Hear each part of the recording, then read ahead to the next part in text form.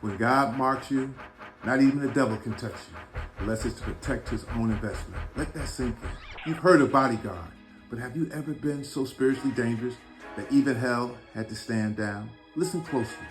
Most people don't understand what it really means to be chosen. They think chosen is favor, miracles, open doors, and goodbye. But here's the raw truth. Being chosen means being a walking contradiction. You're attacked. Ask me how I know. You're hated. You're misjudged. You're envied. Yet still divinely protected in ways that don't even make sense. And here's something wild. Neuroscience shows that people who survive deep trauma often develop heightened intuition and resilience. Now imagine that level of survival fused with spiritual anointing. That's not just recovery, that's divine mutation. That's you, chosen one. God didn't just cover you, you were set apart. Your life carried a spiritual do not touch sign. People tried to break you, but heaven had alarms. Spirits tried to approach, and even they got nervous. You became so wrapped in divine purpose that darkness had to say, not this one. Touching them might cost us everything. And now the same ones who tried to ruin you, they're sitting in regret, clutching their chests like victims, crying in group chats, stalking your glow like it owes them closure. They can't process how someone they thought they buried came back, resurrected with receipts, resilience, and radiance. So hear this as revelation, not hype. Your anointing didn't just surprise your enemies, it shook the hierarchy of darkness itself. Number one, your anointing was so authentic, even the enemy had to submit. Your anointing wasn't loud, but it was lethal to anything fake around you. You didn't have to perform it or show off. Your presence alone made spirits uneasy. And not just people, we're talking about forces, realms, and realities most folk don't even acknowledge. You were born with the spiritual voltage so high that darkness had to double check before making a move. Some people got attacked, torn apart, taken out completely. But when it comes to you, there is a strange delay. Things would get close but never land. Plots would form, then collapse mid-air. People would try to curse you and end up cursing themselves. That's not luck, that's divine jurisdiction. The enemy had to step back and admit, you can't touch this one reckless. To mess with them is to violate heavenly protocol. There are certain people heaven protects like royalty. You are one of them. And the wildest part, you didn't even know how high your rank was. You were just trying to survive, trying to heal, trying to be normal. At the same time, hell, holding emergency meetings, wondering why you were still standing. See, the enemy is strategic. He doesn't waste resources on battle he knows he can't win. So with you, he tried the subtle route, betrayal through people, manipulation, confusion, delay. But even then, something kept blocking the full impact.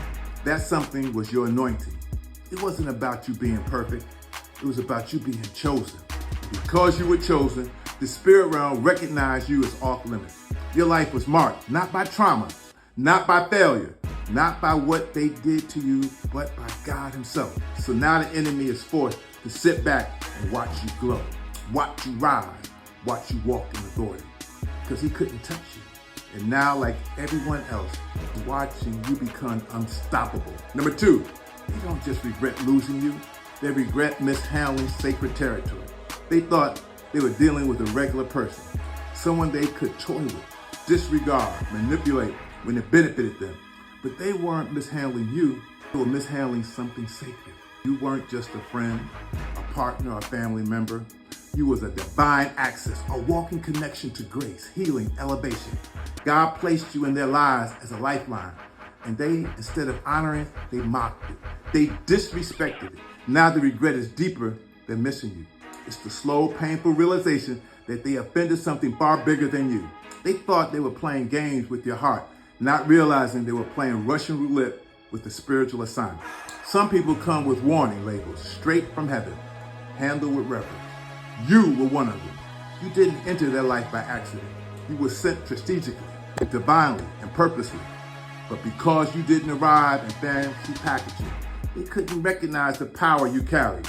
They disrespected the blessing because it didn't look like what they expected.